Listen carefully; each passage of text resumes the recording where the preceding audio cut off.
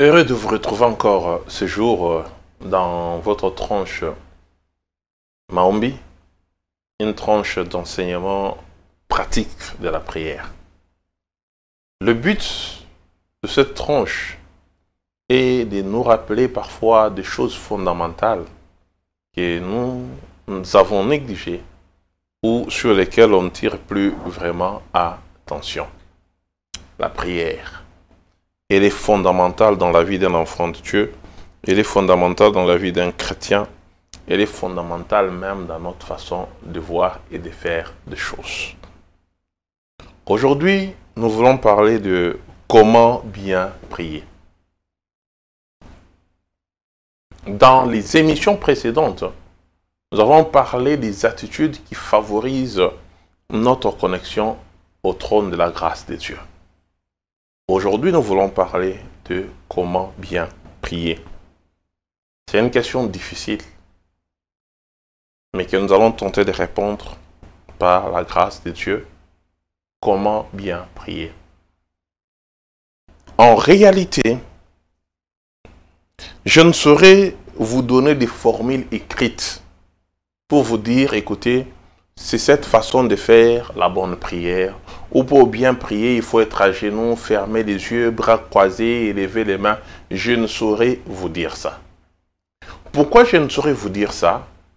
Parce que la prière, c'est d'abord et avant tout un moment de communion entre un enfant et son père. La prière, c'est d'abord et avant tout un moment d'intimité entre un fils et son père, entre une fille et son père, entre la créature et les créateurs. C'est ça la prière. Avant tout, c'est un moment de dialogue entre la partie spirituelle de l'homme et Dieu qui est esprit. C'est un moment de retrouvailles entre l'âme de l'homme et les contacts avec le divin. Je sais que tu pourras me dire que tu as besoin que je te donne avec exactitude quelle sorte de prière il faut faire pour être sûr que ça a été bien fait, pour être sûr que tu as bien prié. Je vais répondre à cette question au cours de cet enseignement en commençant par donner un exemple. Je vous donne un exemple. La différence qui existe entre un fils et un serviteur, entre un fils et un employé, la différence qui existe est que à l'employé, on donne déjà une méthodologie de parler. On donne les mots qu'il faut dire. Je prends un exemple. Le président de la République a son épouse. Le président de la République a ses enfants. Si aujourd'hui, moi et toi, nous devrions nous adresser au président de la République, les coutumes écrites, le mœurs de ce monde, exigent qu'on aille vers lui avec des termes du genre « Excellence, Monsieur le Président de la République, chef de l'État », avec nos hommages les plus différents. C'est ça. Mais par contre, quand son fils s'approche de lui, il ne l'appelle pas Excellence. S'il a l'habitude de l'appeler papa, il va l'appeler papa. Il y a un nom qu'il a surnommé son papa, que son papa aime bien, il va l'appeler par ce nom-là. Pourquoi? Parce qu'entre un enfant et son père, il n'y a pas de structure. Il n'y a pas de mots qu'il faut placer dans la bouche de l'enfant pour parler. Aujourd'hui, on est tombé tellement dans les formalismes que tu vas entendre des jeunes répéter des paroles sans comprendre leur fondement. Tu entends un jeune qui prie, qui dit « J'ai été jeune et j'ai vieilli », alors que tu es encore jeune. Je n'ai jamais vu. Non, ça c'est David qui l'avait dit au soir de sa vie quand il a été vieux. Ces paroles peuvent s'employer dans un certain contexte dans la prière. Je ne dis pas qu'il ne faut pas les employer, mais je dis simplement qu'il n'y a pas de structure, il n'y a pas de phrase, il n'y a pas de position adaptée à la prière. Parce que la prière, c'est un moment où un enfant parle directement à son père. Un moment où un chrétien parle directement au trône de Dieu. Tu n'as pas besoin d'une formulation.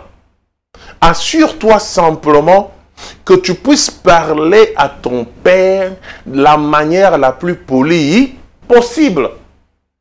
La manière la plus correcte qui puisse exister. Parce que même quand je parle d'un enfant avec ses parents, il y a quand même des limites. Il y a quand même des structures qui font à ce que on peut parler à notre père. On peut crier papa. On peut faire ceci. On peut faire cela. On peut raconter des choses de gauche à droite. Il y a des choses que nous ne pouvons que accomplir. Il y a des choses que nous ne pouvons que dire. Il y a des choses que nous ne pouvons que recevoir parce que nous sommes fils. Mais il n'y a pas de structure. Par moment, quand tu es dans l'intimité avec ton père, il arrive parfois que tu n'aies même pas besoin de parler. Mais que le soupir qui soit juste en train de sortir de ton cœur devienne une prière que Dieu est en train d'entendre. C'est pour cela qu'un corps meurtri, un corps brisé, déclare la Bible, c'est une prière qui monte vers le trône de la grâce de Dieu. Il n'y a pas de structure établie. Il n'y a pas de formule magique pour qu'on puisse dire, va, fais telle prière, va, dis ceci, va, fais ceci. Non, on ne peut pas conditionner un enfant à parler avec son père. Si ton père parle lingala, tu lui parles en lingala parce que c'est ta langue de communication. Si ton père parle les swahili, tu lui parles les swahili parce que c'est ta langue de communication. S'il parle le lingala, tu fais la même chose. S'il parle le chiluba, tu fais la même chose. Ne sois pas complexé vis-à-vis des gens qui arrivent, qui ne font que prier en français, alors que toi, tu ne sais pas bien communiquer en français. Tu vas commencer à faire une prière en français, pensant dire une chose alors que tu es en train de dire exactement l'opposé de ce que tu veux dire. Communique avec ton père de la façon qui soit la plus logique possible. Parce que en tant qu'enfant, nous n'avons pas de forme, nous n'avons pas de structure adaptées qui nous permettent de faire quoi? Qui nous permettent de dire ça c'est pour Dieu, ça ce n'est pas pour Dieu, ça c'est pour X, ça ce n'est pas pour X. Je veux que tu comprennes cela. Mon frère, ma soeur, il n'y a pas de formule qui puisse exister pour s'adresser à Dieu. En tant qu'enfant, fais parvenir tes demandes par n'importe laquelle des façons. Même couché, Dieu peut entendre ta prière. Même allongé, tu peux parler à ton père. Même face contre terre, tu peux lui parler. Même debout, tu peux lui parler. Même à genoux, tu peux lui parler. Ça dépend exactement de ce que tu veux. Ça dépend exactement de ce que tu veux. Vous savez, nos enfants nous connaissent beaucoup mieux que nous-mêmes. Nos enfants nous connaissent plus qu'on ne le pense. On pense qu'ils sont enfants, alors qu'en réalité, ils connaissent exactement avec quel mot, avec quelle attitude, comment faire pour demander quelque chose à Dieu. Ils connaissent exactement ce qu'il faut dire au Père. Tu peux voir un enfant qui regarde son père, qui sait que si maintenant là, je vais vers mon père, en lui faisant simplement un câlin, en lui chuchotant quelques mots à l'oreille, mon père va me donner une réponse. Si maintenant là je pleure, mon père va attirer son attention vers moi. Si maintenant là je dors, je fais semblant de tomber malade, ça va rapprocher mon père vers moi. L'enfant connaît son père. Il est de ta responsabilité de connaître ton Dieu. Il est de ta responsabilité de connaître ce que ton Dieu veut. Il est de ta responsabilité de connaître exactement quelle attitude quand tu la prends, quel mot quand tu l'utilises. Ça fait bouger le trône de la grâce de Dieu. Il n'y a pas de formule magique. Il n'y a pas de mots qui puissent être particuliers pour dire quand tu vas dire ceci, Dieu va l'entendre. Comment prier? Il n'y a pas de formule magique. Vous savez, notre Dieu, il est tout puissant. Mais il est attentif à tout ce que nous sortons dans notre bouche. Il entend. Même quand tu murmures, le Seigneur voit ça. Il entend ça. Est-ce que tu connais ton Dieu? Est-ce que tu connais ton Père? Si je dois te demander, par exemple, maintenant là, de prendre une attitude qui va faire à ce que ton Père puisse t'entendre, de prendre une attitude qui va faire à ce que le trône de Dieu puisse s'ouvrir en ta faveur, de dire des choses qui vont faire à ce que rien ne puisse rester pareil, qu'est-ce que tu feras? Comment feras-tu des choses? C'est la question que je te pose maintenant. Est-ce que tu connais ton Père? Est-ce que tu connais ton Père? Est-ce que tu connais vraiment ton Père? Ce n'est pas pour rien que Jésus, quand ses disciples l'ont approché pour dire « Maître, enseigne-nous à prier », il a dit à ses disciples, vous allez dire « Notre Père ». Il voulait, par cette première phrase de sa prière, démontrer la relation qui existait dorénavant entre l'humain et le Créateur. La restauration de la relation qui avait été faite. Aujourd'hui, si tu veux bien prier, tu n'as pas besoin que quelqu'un te dise comment le faire. Parce qu'il n'y a aucune formule qui puisse te permettre aujourd'hui que quelqu'un peut te donner pour dire prie comme ça, prie comme ça, prie comme ça. Si nous entrons dans les formalismes, on n'est pas différent de toutes les choses que nous sommes en train de critiquer.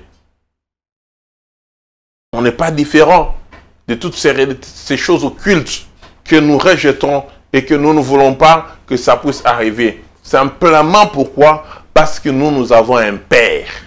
Eux, ils ont un maître. Nous avons un Père. Eux, ils ont un maître. Je t'appelle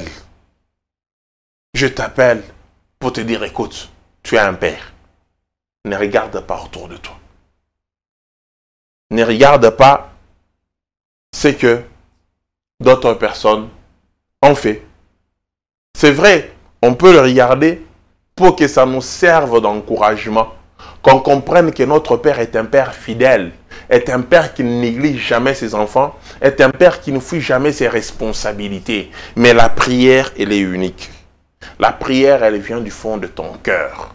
La prière, elle monte comme toi tu veux qu'elle puisse monter. La prière, on n'a pas besoin de te dire qu'est-ce qu'il faut enseigner, qu'est-ce qu'il faut dire dans ta prière, parce que Jésus a dit que notre Dieu, le Dieu qui est au ciel, est un Père avec les humains. Alors quand tu réalises ça, aujourd'hui, que tu n'as pas besoin d'une formule magique. C'est pour cela que même un petit enfant, quand tu lui demandes de prier, il gribouille des mots. Il dit peut-être des choses que toi tu n'entends pas. Ce n'est pas un problème. Au ciel, il y a quelqu'un qui a entendu sa prière. Même si tu as l'impression qu'il fait la même chose, il dit les mêmes phrases, il dit les mêmes mots à chaque prière. Au ciel, il y a un Père qui sait entendre la prière de cet enfant. Quel est ce problème-là que tu as? Ou quelle prière tu as besoin qu'on entende? Ou quelle prière tu as besoin que ça puisse arriver? Ou quelle prière tu as besoin qu'on te donne pour que tu puisses faire? Si nous commençons à vous prescrire des prières pour dire quand tu vas aller, il faut dire ceci, il faut prier comme ça, il faut parler comme ça, on n'est pas différent de toutes ces personnes que nous sommes en train de critiquer. On n'est pas différent des occultistes parce que devant notre Dieu, il n'y a pas de modèle écrit, un modèle écrit de la prière. La seule prière que Jésus nous a donnée, c'est la prière de notre Père. Il a dit quand vous prierez, vous allez dire notre Père. Au Père, on peut dire même des choses qu'on ne sait pas dire à une autre personne. À un Père, on peut parler même avec des fautes. On peut parler même avec des attitudes. On peut parler de n'importe quelle manière parce qu'on sait qu'on est en face d'un Père. Est-ce que tu peux parler à ton Père?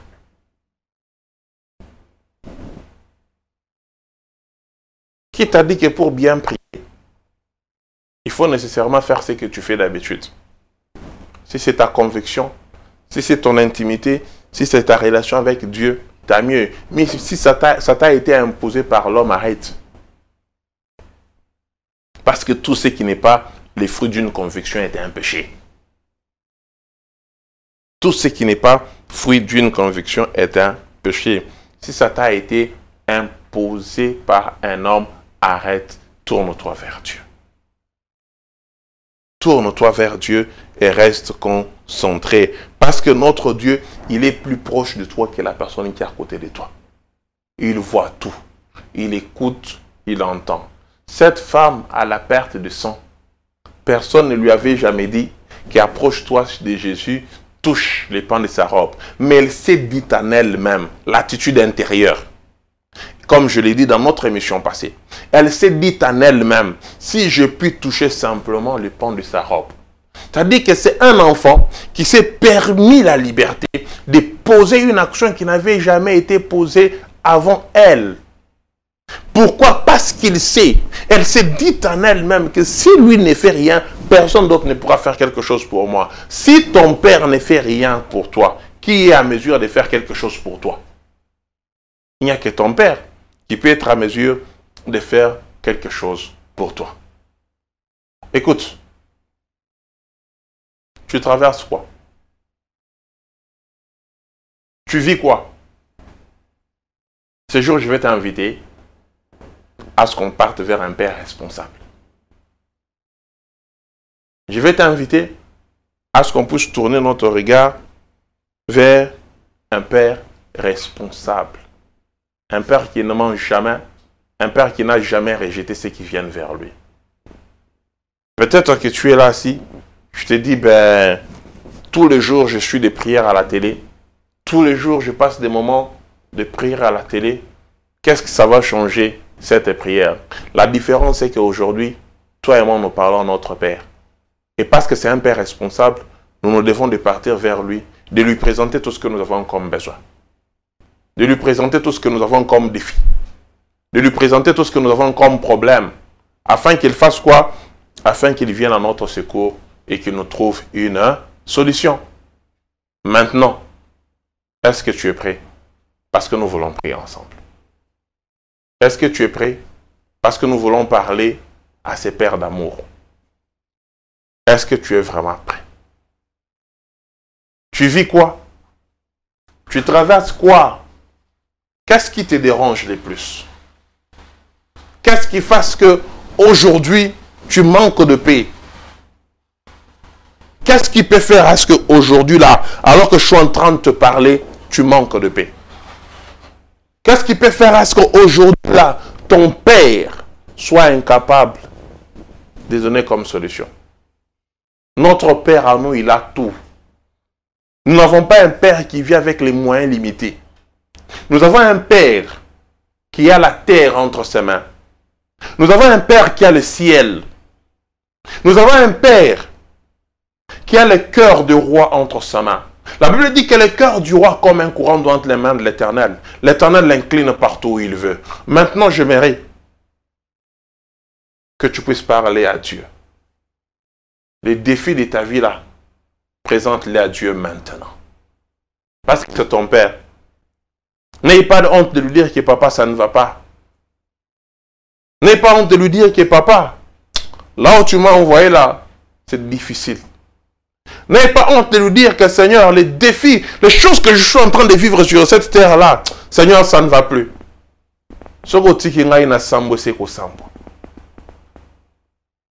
N'ayez pas honte de lui dire ça. Sois simplement sincère vis-à-vis de ton Dieu. Si tu ne peux pas être sincère vis-à-vis de Dieu, tu le seras vis-à-vis de qui? Si tu ne peux pas être sincère vis-à-vis de celui-là même qui a créé la terre, qui a créé le ciel et qui t'a créé, tu le seras vis-à-vis de qui? Alors élève ta voix avec moi ensemble. Et commence à parler à ce Dieu. Nous voulons, pendant ces quelques minutes aujourd'hui, présenter simplement les défis de notre vie entre la main de Dieu. Mon Père, regarde mon frère, regarde ma soeur qui te suit en ce moment. Comme un enfant peut venir vers son père pour lui dire « Papa, ça ne va pas. Papa, j'ai mal. » La douleur que nous avons sur cette terre, c'est de ne pas atteindre les objectifs que toi, tu nous as assignés. Il y a tellement de défis, Seigneur. Il y a tellement de choses à faire. Il y a tellement de montagnes à surmonter. Regarde dans cette vie-là, Jésus. Regarde dans cette famille-là. Regarde dans cette vie-là. Vois que cette personne-là a besoin de toi. Vois que cette personne-là te cherche.